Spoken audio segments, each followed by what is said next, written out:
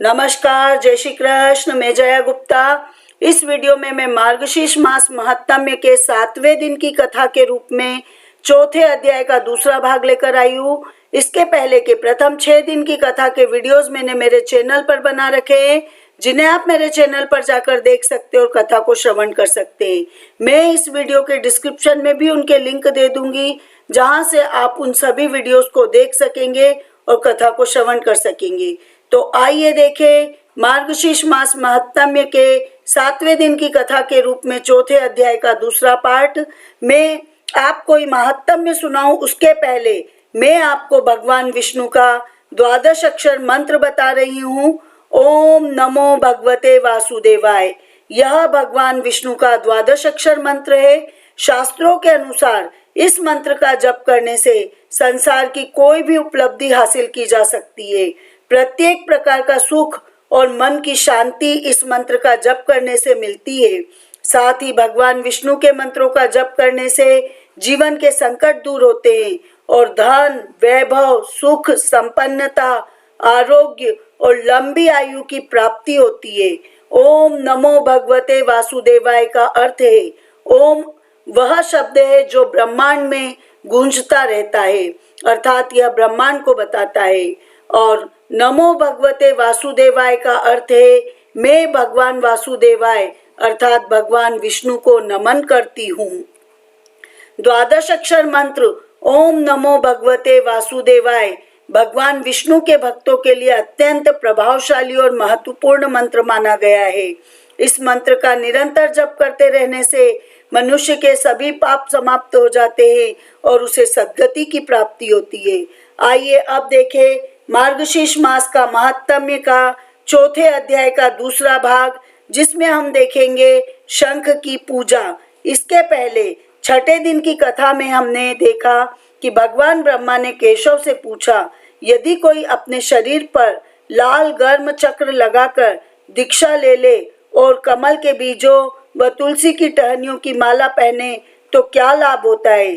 तब श्री हरि भगवान ने कहा कि तुलसी की माला पहनने वाला व्यक्ति कैसा भी हो वह मुझे प्राप्त करता है तथा इसे पहनने वाला पापी भी मोक्ष प्राप्त करता है। उस पर भगवान सदैव प्रसन्न रहते हैं। वह मुझे मेरे उत्तम प्राण के समान प्रिय है। जो तुलसी की माला नहीं पहनते वे नरक में जाते हैं और तुलसी की माला पहनने वालों से भूत पिशाच सदैव दूर रहते हैं। अब आगे श्री भगवान आगे बताते हैं, फिर उसे मुझे भगवान का ध्यान करना चाहिए जो उस पर बैठे हैं, जिनके 4 हाथ है, जिनमें महान कमल, शंख, चक्र और लोह गदा है। भगवान 1 करोड़ चंद्रमाओं के समान है। उनकी आंखें कमल की पंखुड़ियों के समान बड़ी है और वे सभी अच्छे लक्षणों यानी शरीर पर जो चिन्ह है उनसे युक्त है। उनकी छाती पर श्रीवत्सा और कौस्तुभ चमकते हैं। वे पीले वस्त्र पहने हुए हैं और वे अद्भुत आभूषणों से संपन्न हैं। वे दिव्य सजावटी चीजों से सुशोभित है। उनके शरीर पर दिव्य चंदन का लेप लगा हुआ है। वे दिव्य पुष्पों से शोभायमान हैं। वे तुलसी के कोमल पत्तों और वन के पुष्पों की मालाओं से सुशोभित है। वे करोड़ों उगते सूर्य के समान तेज से चमक रहे हैं। उनके शरीर पर सभी शुभ लक्षणों से युक्त दिव्य देवी श्री का आलिंगन है। वे शुभ है। इस प्रकार ध्यान करने के बाद उन्हें बड़ी एकाग्रता और पवित्रता के साथ मंत्र का जप करना चाहिए। अपनी क्षमता के अनुसार 1000 या 100 बार मंत्र का जप करना चाहिए। मानसिक रूप से पूजा करने के बाद उसे विधि पूर्वक पूजा करनी चाहिए। जल का पात्र बाईं ओर रखना चाहिए। उसे वस्त्र से पवित्र करके सुगंधित करना चाहिए। संविधि के अनुसार शंख को मेरे सामने रखना चाहिए। सुगंधित जल, दुर्वा और पुष्प से भरा पात्र आचार्यों द्वारा चंदन और पुष्पों के दाहिनी ओर रखना चाहिए। सामने घंटी रखनी चाहिए और दीपक विभिन्न दिशाओं में रखने चाहिए। अन्य सामग्री भी यथास्थान रखनी चाहिए। अर्धय, पाद्य, आचमनीय और मधुपर्क रखने के लिए 4 पात्र मेरे सामने रखने चाहिए। हे चतुर्मुख, अर्धय के पात्र में सफेद सरसों, कच्चे चावल, फूल, कुश, तिल, चंदन, फल और जौ के दाने रखने चाहिए। हे पुत्र, मेरी संतुष्टि के लिए गुरु को चाहिए कि वे पाद्य के पात्र में दुर्वा, विष्णुपदी यानी गंगा जल, श्याम और कमल रखें। हे पुत्र, आचमनी पात्र में बड़ी श्रद्धा के साथ कंकोला, लौंग और जायफल रखें। उपासक को चाहिए कि मधुर पर्क के पात्र में बड़ी श्रद्धा के साथ गाय का दूध, दही, शहद, घी और मिश्री रखें। जब उपर्युक्त वस्तुएं उपलब्ध न हो तो पूजा विधि के विशेषज्ञ को चाहिए कि वे सदैव यह विचार करके पत्ते और फूल रखें कि ये ही पूजा विधि में आवश्यक वस्तुएं हैं। तत्पश्चात उसे हाथ और अंगों का न्यास करना चाहिए। उसे परंपरा के अनुसार 5 या 6 अंगों पर न्यास करना चाहिए। मुझे स्मरण करना चाहिए। भक्त को अपने को और मेरे समान समझना चाहिए। हे चतुर्मुख, पूजा के आरंभ में मनुष्य को शुभ मंत्रों का जप करना चाहिए। तत्पश्चात उसे मेरे प्रिय शंख पंचजन्य की पूजा करनी चाहिए। हे प्रिय, इसकी पूजा करने से वह मुझे बहुत प्रसन्न करता है। शंख की पूजा करते समय उसे निम्न मंत्रों का जप करना चाहिए। हे पंचजन्य, पहले तुम समुद्र से उत्पन्न हुए थे। आपको भगवान विष्णु ने अपने हाथ में धारण किया है और आपको सभी देवताओं ने बनाया है। आपको नमस्कार है। आपकी ध्वनि से बादल, सुर और असुर भयभीत हो जाते हैं। हे 10,000 चंद्रमाओं के समान तेजस्वी पंचजन्य, आपको नमस्कार है। हे पंचजन्य, राक्षसों की स्त्रियों के गर्भ हजारों की संख्या में पाताल में नष्ट हो जाते हैं। आपको नमस्कार है। शंख के दर्शन मात्र से पाप नष्ट हो जाते हैं, जैसे सूर्योदय के समय कोहरा गायब हो जाता है।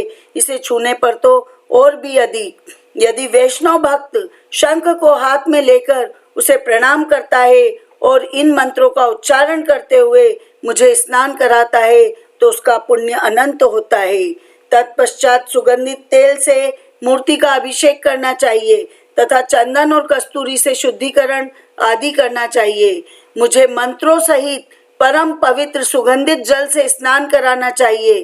तत्पश्चात हे प्रियतम, अर्धय, पाद्य, आचमनीय और मधुपर्क अर्पण कराना चाहिए। तत्पश्चात समस्त आवश्यक सेवाएं करनी चाहिए।